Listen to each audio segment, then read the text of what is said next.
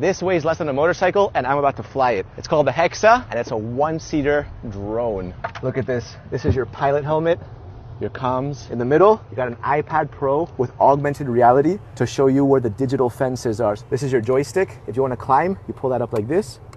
If you want to slide right, like that. Slide left, pull forward, backwards. All right, look at this. The legs, these are fully buoyant. You got 6 of them. That means that this can land on water.